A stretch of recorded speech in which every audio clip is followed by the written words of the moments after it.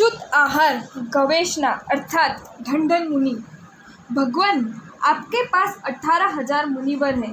इन सब में सर्वश्रेष्ठ उग्र तपस्वी मुनिवर कौन है? श्री कृष्ण महाराजा ने नेमिनाथ भगवान को देशना के पश्चात ये प्रश्न पूछा। भगवान ने कहा, कृष्ण, तपस्वी तो अनेक है, परंतु इन सब में श्रेष्ठ एवं दृढ़ तो ढंढन मुनि है। ढंढन मुनि का नाम सुनकर श्री कृष्ण की पूर्व स्मृति जागृत हुई। ढंढना रानी का यह एकलौता पुत्र अत्यंत सुकोमल, विलासी एवं सुख में पला हुआ था।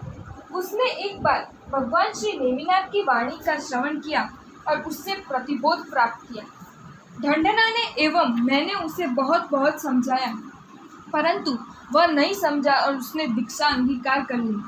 उग्र तप एवं त्याग में वह इतना अधिक आगे बढ़ा कि भगवान अपने श्री मुख से उसे सर्वश्रेष्ठ अंगार कहते हैं।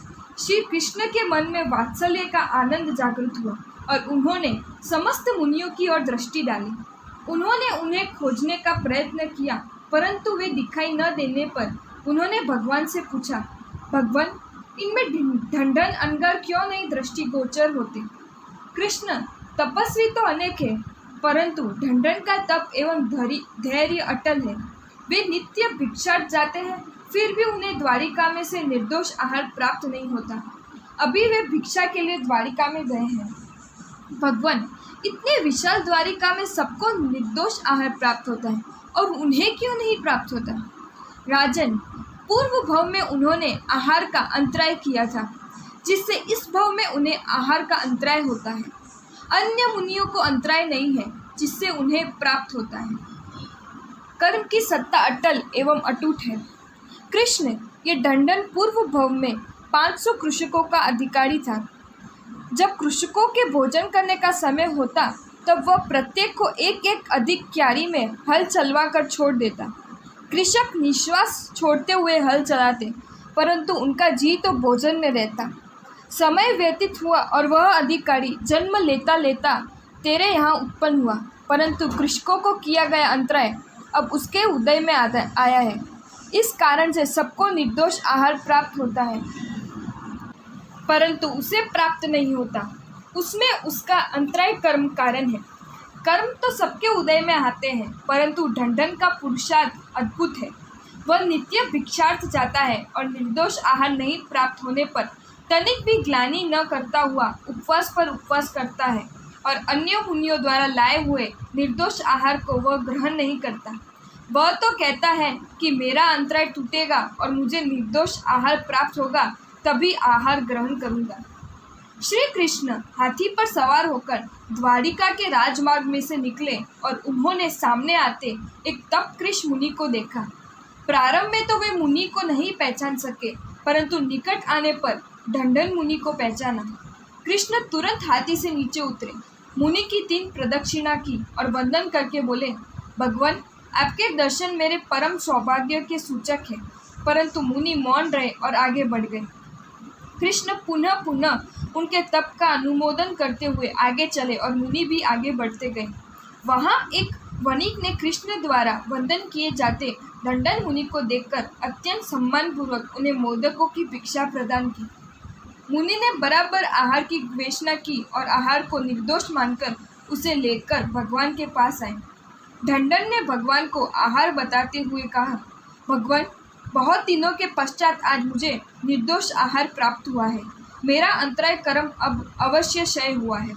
ढंढन, ये आहार तुमको अंतराय क्षय होने से प्राप्त नहीं हुआ, परंतु कृष्ण के सम्मान के कारण वणिक ने तुम्हें निर्दोष आहार प्रदान किया है।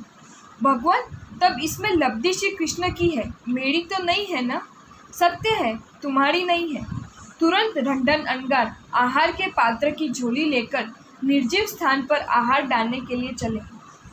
अनेक दिनों तक क्षुधा तृषा को हंसते हंसते सहन करने वाले ढंढन मुनि द्वारिका के बाहर आए। निर्दोष भूमि देखकर वहां खड़े रहे और झोली में से लड्डू हाथ में लेकर चूरा करने लगे। ढंढन लड्डुओं का ही चूरा नहीं कर रहे थे, बल्कि इस प्रकार वो मानो अपने कर्म पिंड का ही चूरा और क्षय कर रहे थे। इस प्रकार उनकी विचारधारा आगे आगे बढ़ती गई। 500 मनुष्यों को भोजन के लिए अंतराय डालने वाले मैंने पूर्व में थोड़ा ही सोचा था कि मैं भोजन का अंतराय कर रहा हूँ। मेरे द्वारा बांधा हुआ अंतराय मैं नहीं भोगूंगा तो कौन भोगेगा। इस प्रकार धीरे धीरे आत्म परिणति में अग्रसर होते मुनि को अपनी देह के प्रति निर्मोह जागृत हुआ और वे शुक्ल ध्यान में आरूढ़ हुए। अंतराय कर्म का क्षय करते करते उन्होंने चारों घाती कर्मों का क्षय किया। इस ओर लड्डुओं का चूरा पूर्ण करके उन्होंने उसे मिट्टी में मिला दिया और दूसरी ओर कर्म का चूरा करके कर्म क्षय करके केवल लक्ष्मी प्राप्त की। किसी भाग्यशाली धूल धान्य को कूड़ा करकट फेंकते समय स्वर्ण, मोती अथवा रत्न प्राप्त हो जाए, उसी प्रकार कृष्ण के पुत्र ढंढन मुनि को लड्डुओं का चूरा मिट्टी में मिलाते समय, मिट्टी धोते समय मोक्ष रत्न प्राप्त हुआ। देवों ने देव दुंदुभी बजाते हुए चारों ओर जय जयकार का घोष किया। ढंढन मुनि भगवान के पास आए और वे केवली पर्षदा में बैठे। शुद्ध आहार गवेषणा की केवल ज्ञान का धाम कैसा बन सकता है, उसका जगत के सामने आदर्श प्रस्तुत करते हुए आज भी उन ऋषि को ढंढन ऋषि को वंदना में वाड़ी लाल उत्कृष्टो अंगार मेरे वाड़ी लाल कहकर जगत उनके पावन नाम को सुनकर पावन बनता है। पुफ्य फलिय तह पीयू धर्मी तन्हा छुहा समणु बद्धा ढंढेन तहा विसड़ा जह सफलिया जाया। अर्थात पुष्पित एवं फलित रिद्धि सिद्धि संपन्न पिता कृष्ण वासुदेव का कर होते हुए भी ढंढन कुमार ने मुनि जीवन में निरंतर ऐसी भूख एवं प्यास सहन की कि जो उन्हें केवल लक्ष्मी प्रदान कराकर सफल हो गई। अगर आपको ये वीडियो अच्छा लगा हो तो इस वीडियो को लाइक करें और मेरी channel Jain facts and stories को सब्सक्राइब करें। धन्यवाद।